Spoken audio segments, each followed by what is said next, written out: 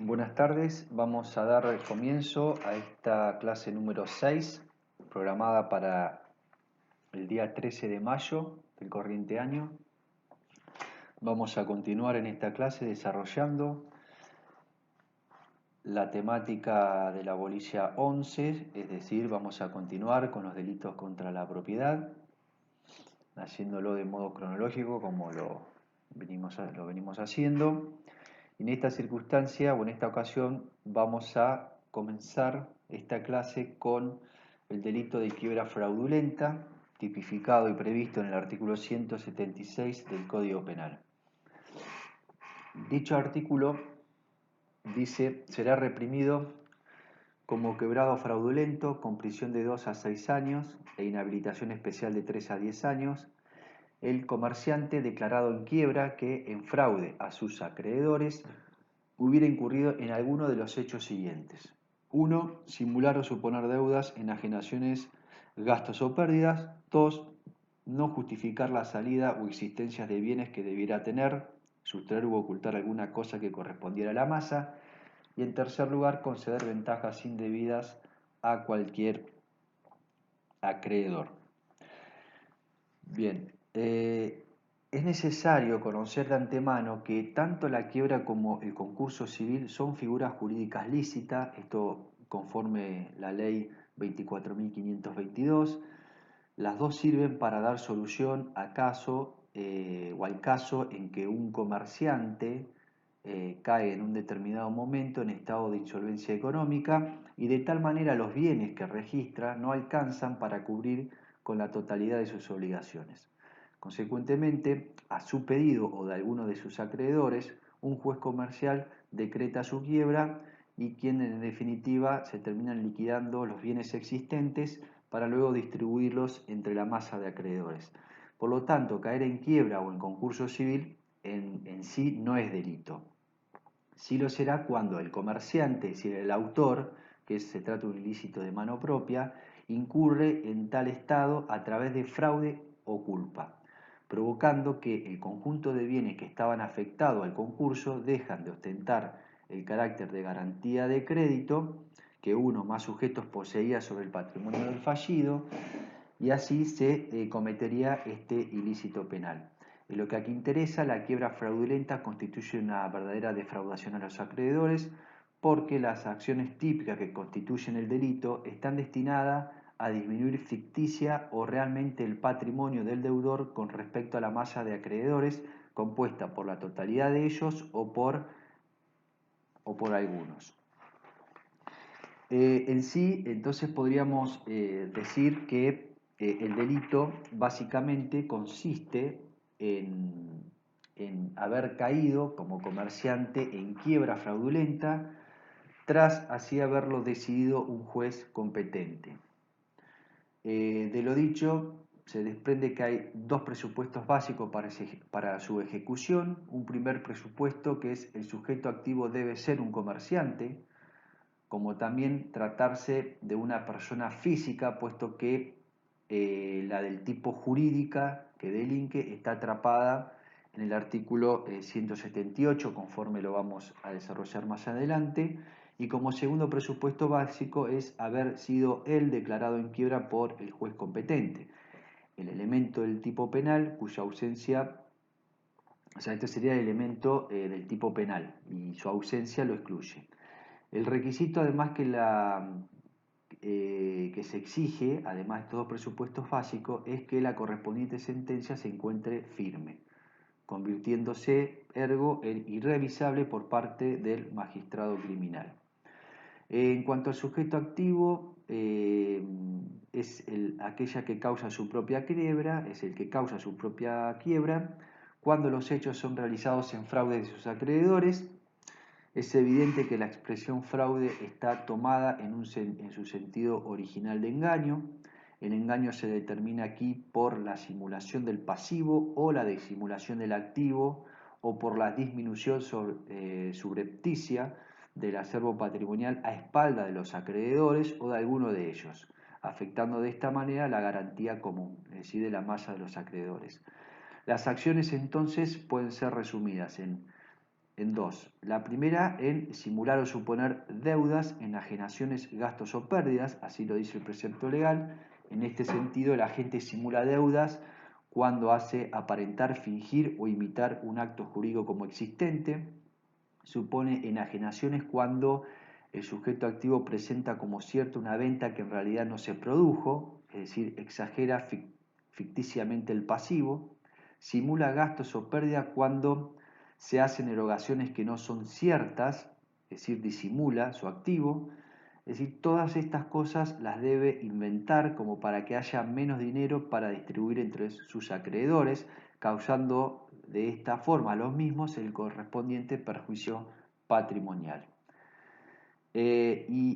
La segunda acción es, conforme lo establece el precepto legal, no justificar la salida o existencias de bienes que debieran tener, sustraer u ocultar alguna cosa que correspondiera a la masa. Esto se cristaliza cuando el autor provoca la desaparición de cosas de su haber, no justificando o acreditando en qué lugar se hallan. O también cuando los saca del patrimonio, ¿sí?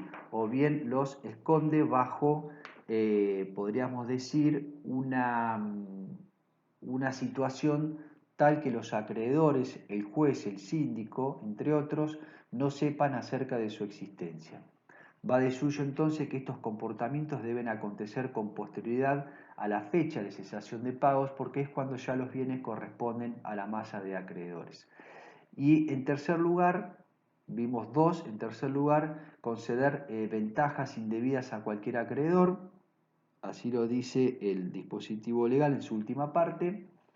Esta conducta merece castigo porque entre los acreedores debe existir un trato igualitario. Consecuentemente, si el autor viola esta regla, concediendo, supongamos, una ventaja indebida hacia uno de ellos, comete el tipo penal. Por ejemplo, quebranta el orden de prelación de pago.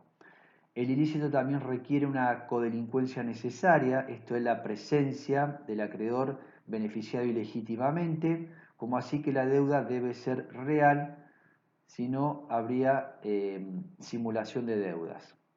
La ventaja puede recaer sobre todo el activo o una parte de él. El artículo 176 registra entonces dos momentos consumativos. Un primer momento consumativo se da cuando el comportamiento del deudor es anterior a la declaración de quiebra. El ilícito se consuma al quedar firme el auto judicial que declara tal cosa. Y un segundo momento consumativo que es si la conducta es posterior a ella, tal cosa ocurre en el instante en que se lleva a cabo el acto indeseable.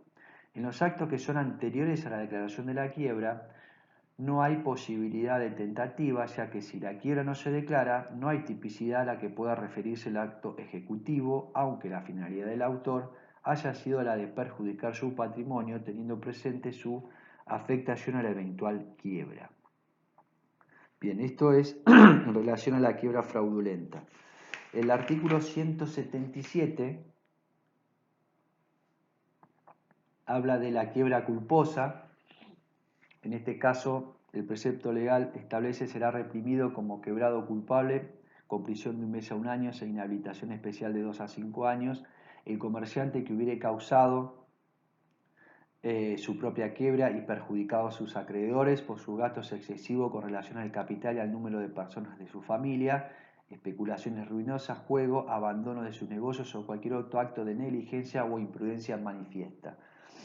Bien, como aclaraciones previas, esta norma, que tiene la particularidad de ser la única de tipo imprudente de los delitos contra la propiedad, sanciona precisamente la quiebra causada por el propio comerciante, pero revestida de carácter culposo a consecuencia de que lleva a cabo, el sujeto lleva a cabo actos imprudentes o negligentes de su parte, siendo necesario para tipificar la acción que tal imprudencia o negligencia sean manifiestas, esto es, que sean patentes, que sean notorias, en mérito a que si encuadran en un grado de normalidad, ellos no resultarían típicos ese comportamiento. Entonces, el ilícito consiste en causar la propia quiebra, requiriéndose, al igual que la figura anterior, que el sujeto activo sea un comerciante y que haya al respecto declaración de quiebra. Esto es, que se haya decretado la misma a partir de un estado de insolvencia provocado por las acciones del tipo legal y con perjuicio patrimonial hacia sus acreedores. Las dos cosas son presupuestos esenciales para que se configure este delito. La fórmula quebrado culpable no equivale a quiebra culposa, sino a quiebra causada culpablemente por actos intencionales o negligentes o imprudentes. Entonces, si en el caso, fruto de esto es que en el concepto están comprendidos los actos intencionales, pero no las omisiones o riesgos comunes en la vida de un comerciante, y lo que aún siendo de mayor entidad sea algo opinable. Supongamos que si en el caso de una misma quiebra llegasen a concurrir simultáneamente actos fraudulentos e imprudentes, los primeros absorben los segundos, de modo que no habría o no existiría un concurso material de delito, ya que la figura más grave atrapa a la más leve. Como todo delito culposo, se necesita la presencia de una relación de causalidad entre los comportamientos reprochables del agente y el resultado. Esto es, que los actos imprudentes son los que deben haber llevado definitivamente a la quiebra. Así, de esta manera, podríamos decir que la secuencia sería conducta, quiebra, perjuicio patrimonial, es decir, la quiebra accidental no está castigada, pero como contrapartida se requiere que aquellos causen un perjuicio patrimonial efectivo a los sujetos pasivos, estos son los acreedores, toda vez que aquí estamos en presencia de un delito de daño. El perjuicio potencial no sirve en este caso. En cuanto a las conductas disvaliosas, podríamos decir que los comportamientos culposos que enumera la ley no son taxativos, pues de la lectura del tipo delictivo se advierte que es abierto, basta un solo acto, como que también su reiteración no multiplica la infracción. El código de esta manera contempla las siguientes. En primer lugar, habla de gastos excesivos con relación al capital y al número de personas de su familia. Estos gastos personales serán excesivos si, comparados con el patrimonio que posee y el número de su familia, se llega a la conclusión de que los mismos no se condicen con la realidad o suponen una desproporción entre lo que el responsable posee y lo que deja de tener a raíz del gasto realizado, es decir, no hay razonabilidad en el gasto. En segundo lugar, habla de especulaciones ruinosas. Estas se patentizan cuando el agente efectiviza negocios altamente riesgosos en función de una expectativa de beneficio o hace operaciones que no generan una ganancia mínima normal, esto es, cuando actúa de manera torpe. En tercer lugar, habla de juegos. Se apunta al juego anormal con pérdidas de suma de dinero abultadas y que en relación a su patrimonio no debió haberlas ocasionado, sea que se traten de juegos de azar o de habilidad, oficiales o prohibidos, pues la ley no diferencia, no hace distingo en este sentido. Y en cuarto lugar, habla de abandonos de su negocio. Esto acontecería cuando el deudor se descuida, se desinteresa de sus negocios y los conduce inexorablemente a una pérdida de ganancia importante. Aquí lo que en realidad hay es falta al deber de cuidado de su propio patrimonio. La referencia a cualquier otro acto de negligencia o imprudencia manifiesta que dice el dispositivo legal se traduce en que la culpa tiene que surgir sin duda alguna del carácter de la operación realizada, lo que excluye el simple actuar riesgoso. A diferencia de lo que ocurre en la quiebra fraudulenta, en este caso sí se exige que la insolvencia haya perjudicado a sus acreedores, de modo que quede impedido de satisfacer sus créditos en la forma que se había pactado al dar origen a la correspondiente obligación. Bien, hasta aquí lo que es la quiebra culposa. Luego tenemos el artículo 178 del Código Penal, En este caso, trata el tema de las quiebras de personas jurídicas y liquidación sin quiebra de entidades financieras, la responsabilidad de cooperadores en conductas fraudulentas o culposas. Concretamente, este artículo 178 establece cuando se trata de la quiebra de una sociedad comercial o de una persona jurídica que ejerza el comercio o se hubiera abierto el procedimiento de liquidación sin quiebra de un banco u otra entidad financiera, todo director, síndico, administrador, miembro de la comisión fiscalizadora o gerente de la sociedad o establecimiento fallido o del banco o entidades financieras en liquidación sin quiebra o contador o tenedor del libro de los mismos que hubieran cooperado a la ejecución de alguno de los actos a que se refieren los artículos anteriores, será reprimido con la pena de la quiebra fraudulenta o culpable según el caso. Con la misma pena serán reprimido el miembro del Consejo de Administración o directivo, síndico, miembro de la Junta Fiscalizadora o de Vigilancia o gerente tratándose de una sociedad cooperativa o mutual. Bien, este artículo también recibe en doctrina el nombre, como les decía, de cooperación a la quiebra de una persona jurídica o responsabilidad por la quiebra de sociedad comercial o persona jurídica, básicamente debido a que en los artículos 176 y 177 el sujeto activo es una persona física y que a consecuencia de que en nuestra disciplina las personas jurídicas no pueden por sí solas poseer tal carácter, es decir, responsabilidad penal, es que estas normas contemplan la responsabilidad de ciertas personas físicas que han contribuido a la quiebra de una sociedad comercial, aunque también puede ser de una entidad financiera, un banco, cooperativas o mutuales, sean que haya sido ese comportamiento de carácter culposo o fraudulentamente. En realidad, aquellas culminan siendo autores o partícipes a raíz de que representan o dirigen verdaderamente el establecimiento y justamente la acción punible consiste en cooperar a la ejecución de actos que hayan sido tipificados por los artículos anteriores. Estos son los artículos 176 o 177. Para conocer en cada caso concreto quién puede ser culpable de esta figura, hay que estar a lo que rezan las disposiciones legales y estatutarias pertinentes. Cada una de ellas goza de un régimen legal específico. No ingresan de este modo en el delito las sociedades que carecen de personería jurídica y las que, poseyendo dicha persona jurídica, no ejercen el comercio. Esto hay que quedar claro.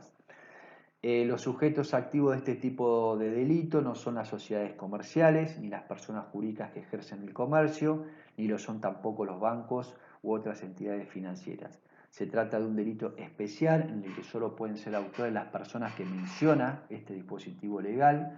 La numeración es taxativa, de modo que las personas que ocuparon otros cargos en la entidad, pero también cooperaron en la realización de las conductas previstas en los artículos anteriores, esto es 176 y 177, responderán eventualmente como partícipes. Por lo demás, otras personas que actúan en la entidad, pero que no tengan los cargos a que alude el precepto legal, solo podrán ser sancionados entonces a título de partícipes.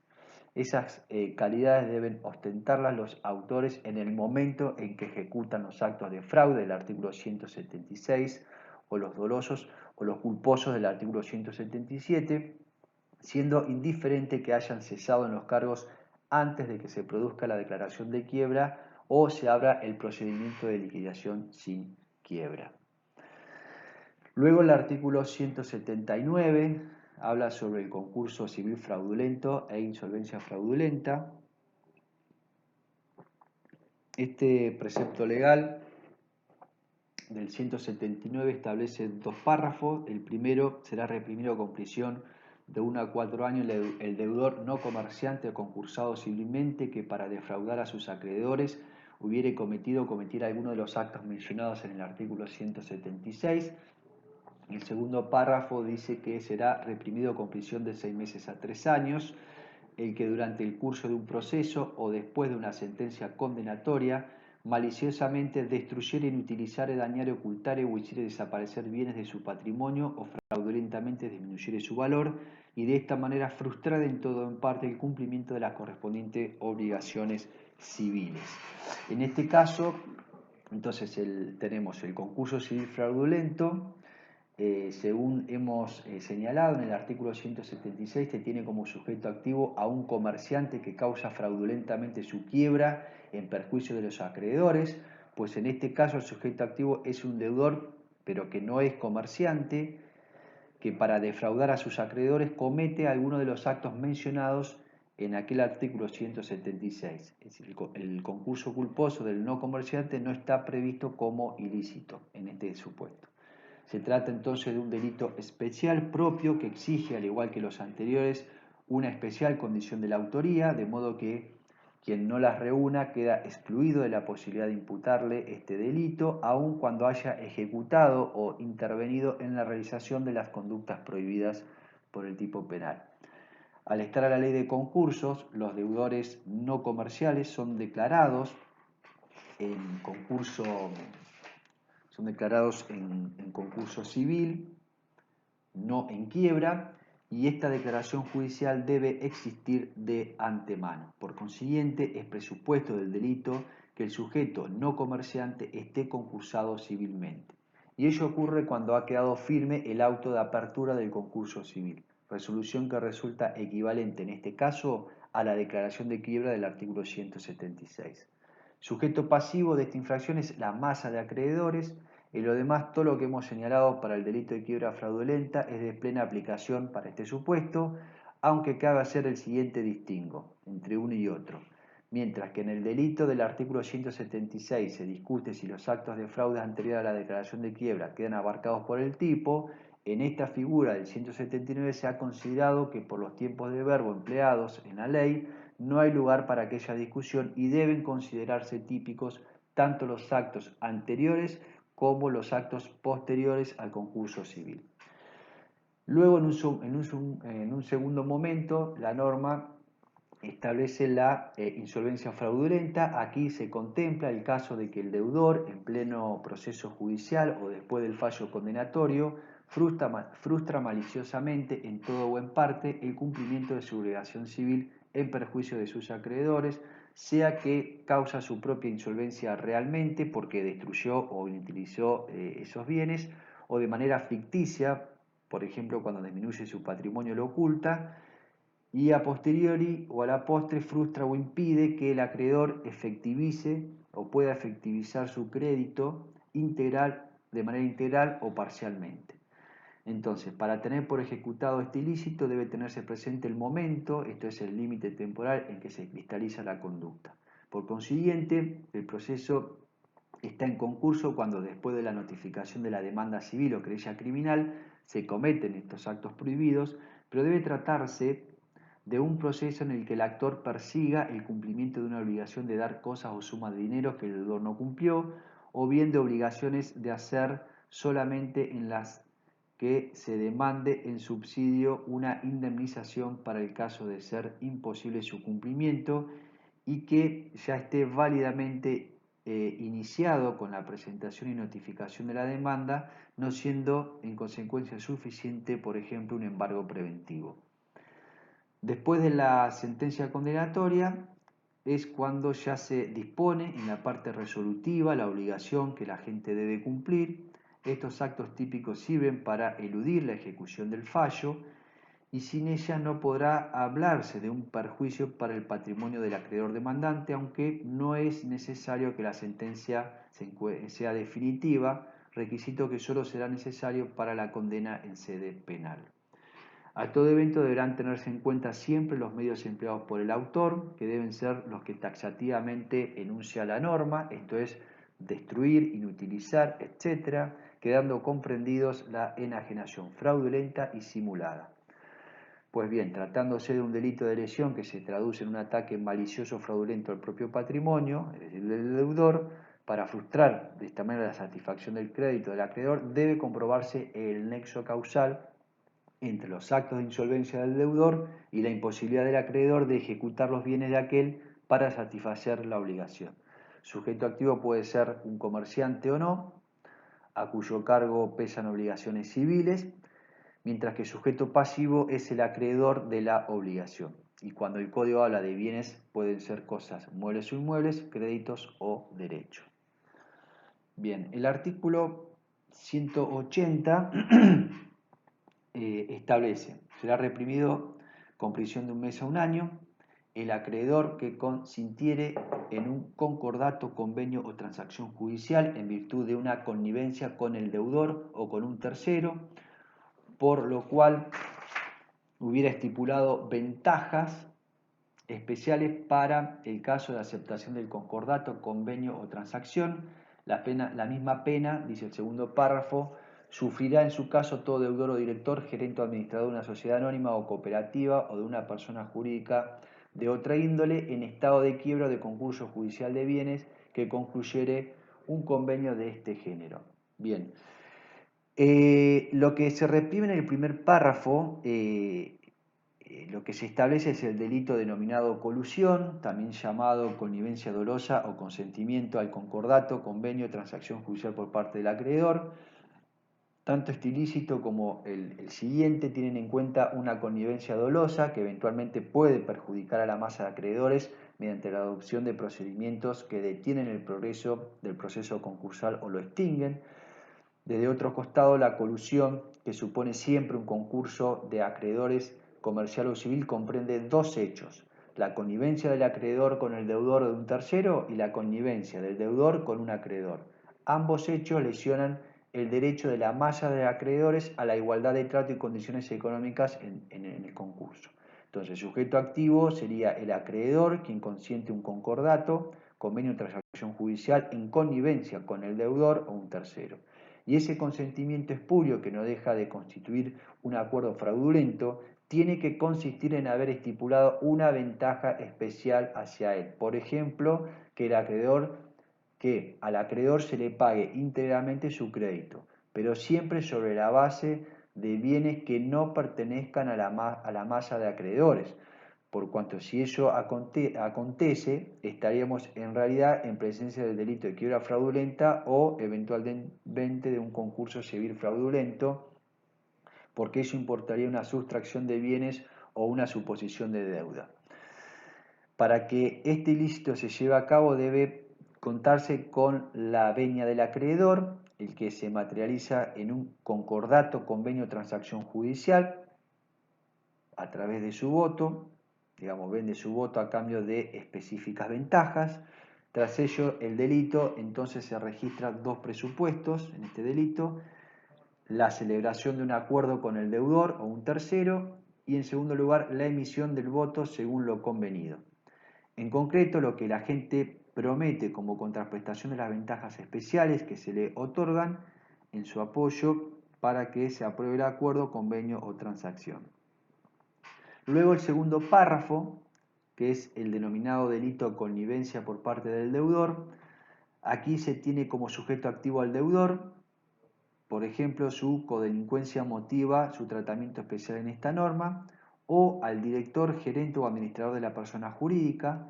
La específica referencia a estos representantes de las personas jurídicas comprometidas en procedimientos concursales se justifica, ya que siendo ellos los que pueden concluir convenios de la índole de los punidos y no siendo los deudores, su situación podía plantear dudas. A su respecto, la norma cumple la misma función que el artículo 178 del Código Penal respecto de los artículos 176 y 177. Ante esto, la conducta punible, entonces, consiste en concluir un convenio fraudulento con el acreedor, y a diferencia del delito anterior, la infracción queda consumada cuando aquel finaliza el mentado acuerdo espurio con el acreedor, tendiente a que éste con su voto lo favorezca, considerándole a cambio una ventaja especial, sin que sea necesaria la posterior actividad del acreedor de otorgar el voto favorable.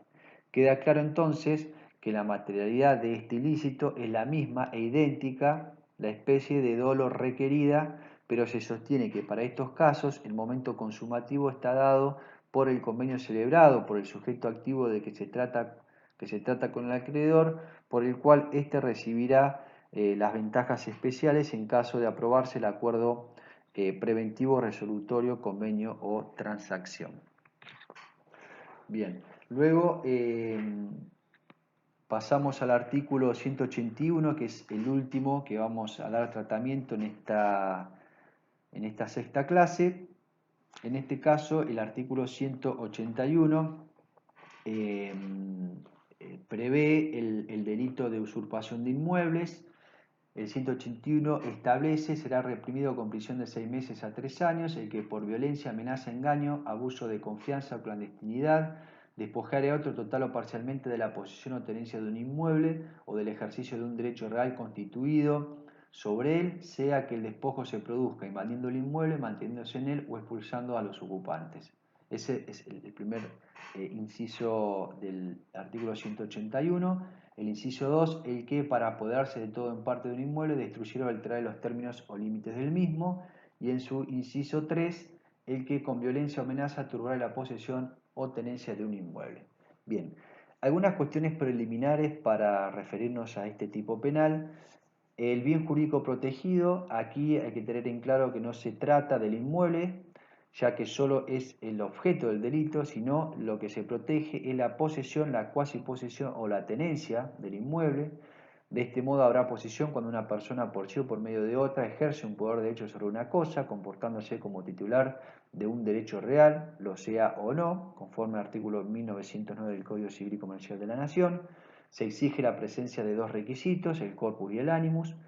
En segundo término, la cuasiposición. Hay cuasiposición cuando alguien ejerce un derecho real sobre un inmueble que corresponde a otro titular de la posesión, por ejemplo, bajo un uso, usufructo, habitación, servidumbre, etc. Se tiene el corpus, pero no el animus dominis. Y en tercer lugar, la tenencia. Nuestro Código Civil y Comercial de la Nación prevé que una persona por sí o por medio de otra ejerce un poder de hecho sobre una cosa y se comporta como representante del poseedor, conforme artículo 1910. A los efectos de la tipicidad de la infracción no hace falta que la víctima o victimario ostenten título para esa posesión o tenencia, por lo tanto, sujeto pasivo puede ser cualquier persona que posea o no una posesión o tenencia legítima, por cuanto lo que se custodia en el delito no es la ilicitud de la posesión o tenencia, sino el irregular empleo de los medios de que se vale el sujeto activo, el autor, que puede ser cualquiera, para obtener alguna de ellas. Así la ley no resguarda derechos, sino el hecho de poseer o tener. El inciso primero habla de usurpación por despojo. Aquí la ley castiga el delito de despojo, también llamado usurpación propia, que consiste cuando el agente con violencia, engaño, abuso de confianza o clandestinidad despoja a otro, en forma total o parcial, de la posesión o tenencia de un inmueble, como también del ejercicio de un derecho real constituido sobre él. Importa, en cierta manera, una privación del goce material y efectivo del bien al anterior ocupante. Esto equivale a desplazamiento o exclusión de una ocupación. Por eso, para apreciar la existencia o inexistencia de la usurpación, es indiferente el análisis de la legitimidad del título que se invoca para la ocupación. El concepto de inmueble, en el sentido penal del artículo 181, es exclusivamente el de inmueble por naturaleza, según lo prevé el artículo 225 del Código Civil y Comercial de la Nación, es decir, el suelo, las cosas incorporadas a él de una manera orgánica y las que se encuentran bajo el suelo sin el hecho del hombre. Ergo no ingresan en aquel término entonces los que lo son por accesión, conforme los términos establecidos en el artículo 226 del Código Civil y Comercial de la Nación. Este despojo puede materializarse, los medios comisivos, invadiendo el inmueble, manteniéndose en él o expulsando a sus ocupantes. Por ejemplo, cuando se desplaza el sujeto pasivo del poder de hecho que gozaba sobre el inmueble. Por lo tanto, la acción de despojar equivale a privar, desapoderar a la persona de la posesión o tenencia del inmueble que usa o disfruta. La forma en que puede llevarse a cabo esa privación es invadiendo el inmueble o manteniéndose en él. Por ejemplo, se le impide la entrada al inmueble o echando al ocupante. Serían las distintas modalidades. Y por último, los medios comisivos pueden ser el uso de violencia, que incluye la física y la fuerza sobre las cosas, la amenaza, el engaño, el abuso de confianza o la clandestinidad.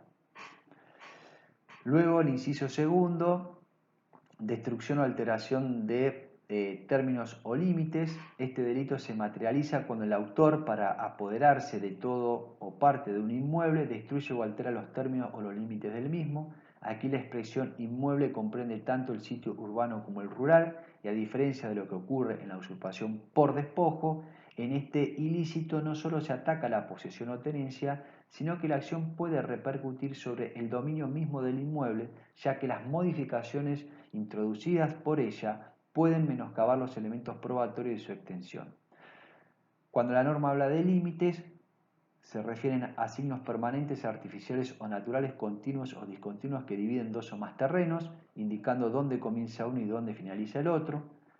El término, cuando habla de términos, se refiere a señales permanentes que se instalan para demarcar límites de un inmueble. Pueden estar formados por cercos, mojones, árboles, alambrados, etc. Consecuentemente, el agente va a cometer esta infracción cuando saca, esto es, cambia, altera, corre, modifica de un lugar dichas cosas o las destruye. Por ejemplo, las elimina o le anula la función que cumple con respecto al inmueble.